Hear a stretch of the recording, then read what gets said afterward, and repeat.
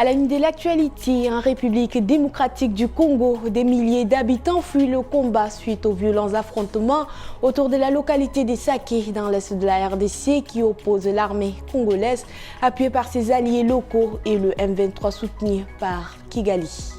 Dans ce journal également à Bangui, la pierre d'environ 177 carats est exceptionnelle. Sa découverte dans la commune de Nzako, dans le sud-est du pays, intervient 2 mois seulement après la levée totale de l'embargo qui pesait depuis 2013 sur les exportations de diamants en provenance de la République centrafricaine.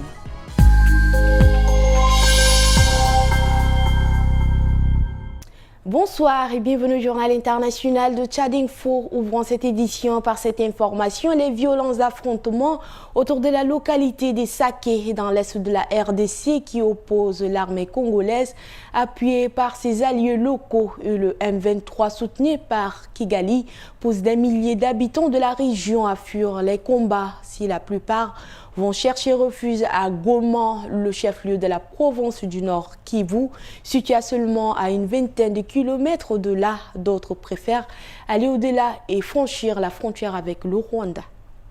À Goma, en République démocratique du Congo, l'angoisse règne sur la route entre Ndosho et Katindo. Déplacés à pied, à moto ou en bus, convergent vers le chef-lieu du Nord Kivu. Alice et Kanyere fuient les bombes et les tirs. Tout le monde s'enfuit, dit Alice. Il faut que la guerre cesse, ajoute Kanyere. Haguma Banga, portant un matelas sur la tête, cherche sa famille après avoir fui Saké. À l'hôpital CBC à Dondosho, les blessés affluent. Comme Mariam Kashindi, 22 ans, touchée par un éclat d'obus et sans nouvelles de son enfant. Nima Jeannette, rescapée d'un bombardement sanglote. Je remercie le CICR de m'avoir sauvée. Mariam Favier, chef du CICR pour le Nord Kivu, alerte. Plus de 70 blessés ont été recensés depuis ce matin. À Goma, écoles, commerces ferment leurs portes et certains habitants fuient vers le Rwanda voisin. Innocents, pères de famille s'inquiètent. On vient d'entendre un obus tomber ici. Malgré tout, nombreux sont ceux qui espèrent un retour rapide une fois la situation stabilisée. Présentée mercredi 22 janvier à Bangui, la pierre d'environ 177 carats est exceptionnelle. Sa découverte dans la commune de Nzako, dans le sud-est du pays, intervient 2 mois seulement après la levée totale de l'embargo qui pesait depuis 2013 sur les exportations de diamants en provenance de la République centrafricaine. Les autorités comptent sur cet événement pour relancer l'économie du pays. Le président centrafricain Faustin Archange Touadéra a présenté une pierre exceptionnelle, un diamant translucide brut d'une qualité jugée exceptionnelle selon le ministre des Mines. Actuellement en cours d'expertise par le Bec d'Or, ce diamant ramené de Nzanko est d'une très grande valeur. Nzanko, récemment sorti de la zone rouge du processus de Kimberley après la levée de l'embargo de 2013, a repris ses activités minières. Un artisan minier y a découvert cette pierre précieuse de 177,95 carats vendue à un collecteur qui l'a rapporté à Bangui. Pour Paul Crescent Beninga de la coalition pour la société civile du processus de Kimberley, cette découverte illustre la transparence. Il espère que les bénéfices serviront au développement des Nzanko, un fonds pour la commune est crucial, insiste-t-il. Cette découverte marque aussi un espoir de relance économique en Centrafrique. En 2023, 107 857 carats avaient rapporté environ 550 000 € de taxes, comme l'avait souligné Touadéra dans son discours sur l'état de la nation.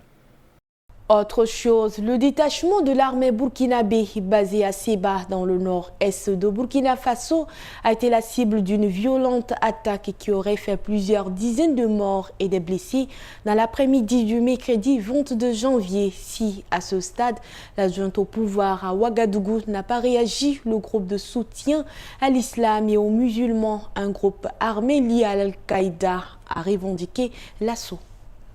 Selon plusieurs sources, l'attaque contre Seba, le chef-lieu de la province du Yakha dans la région du Sahel, au Burkina Faso, a commencé vers 14 h, mercredi 22 janvier. L'assaut, qui a duré plusieurs heures, a d'abord visé le camp militaire qui se trouve à la sortie de la cité avant que les assaillants ne fassent éruption dans la ville. 7 civils y auraient été tués, dont une femme et ses 4 enfants brûlés sous leur tente, affirme une source locale, selon qui l'unique station de Seba ainsi que le centre médical local doté d'une antenne chirurgicale ont été incendiés. Côté militaire, d'autres sources contactées par RFI déclarent pour leur part qu'une vingtaine de soldats ont été tués, que plusieurs dizaines d'autres ont été blessés ou sont portés disparus et que de nombreux dégâts matériels sont à déplorer. Le groupe de soutien à l'islam et aux musulmans qui a revendiqué l'attaque quelques heures plus tard assure avoir également pris le contrôle total de la base de l'armée. Il ne donne en revanche aucun bilan de l'assaut. À Ouagadougou, ni la hiérarchie militaire, ni le gouvernement burkinabé n'ont pour l'instant réagi. Gabon, le gouvernement a fixé au 12 avril 2025 la tenue du premier tour de l'élection présidentielle. L'étape vers la fin de la transition prévue en août prochain. Le scrutin aura lieu dans moins de 3 mois. Le pays est-il prêt à tenir cette importante échéance qui permettra d'élire le futur président de la République qui dirigera le pays durant les 7 prochaines années avec la possibilité de renouveler son mandat une seule fois selon la nouvelle constitution. La date du 12 avril prochain n'est pas une grande surprise pour la classe politique et les Gabonais en général. Une rumeur orchestrée sur les réseaux sociaux sans être démentie annonçait déjà l'élection à cette période. Reste que son officialisation a malgré tout suscité un certain nombre de réactions dans la classe politique gabonaise. Ancien vice-président de la République, Pierre Claver Manganga Moussavou, qui conteste la nouvelle constitution adoptée il y a un peu plus d'un an, ainsi que le nouveau code électoral, explique ainsi avoir été piqué au vif quand il a appris que le premier tour de l'élection présidentielle aurait lieu dans moins de 3 mois. Nous refusions catégoriquement cette date qui n'est pas consensuelle, qui n'est pas concertée par la classe politique.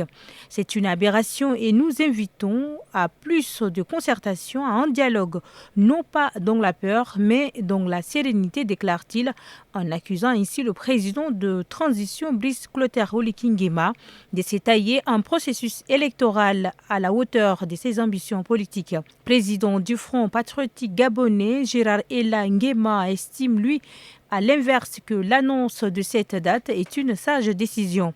Après le référendum du 16 novembre dernier qui a permis d'adopter une nouvelle constitution, le ministère de l'Intérieur avait immédiatement lancé la révision de la liste électorale. L'opération démarrée le 2 janvier prend fin le 31 de ce mois.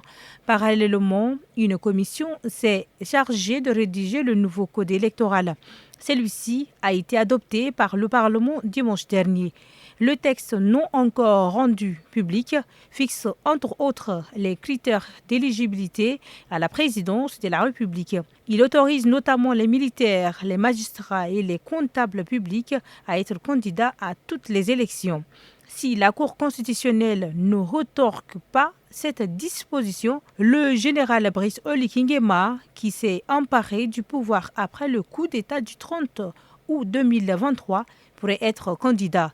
Il est silencieux sur ses intentions, mais si ses partisans appellent à sa candidature, des leaders politiques et associatifs s'y opposent.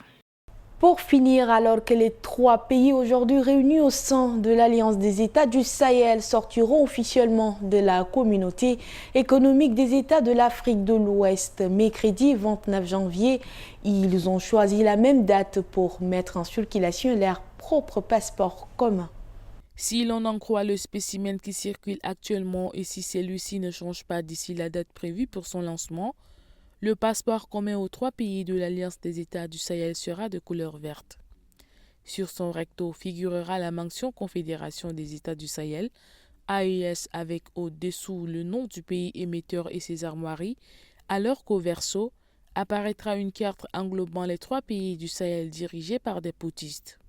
Si la date retenue pour sa mise en circulation le 29 janvier coïncide avec celle de la sortie du Mali, du Niger et du Burkina Faso de la communauté économique des États de l'Afrique de l'Ouest, le document ne fera pas une arrivée en fanfare.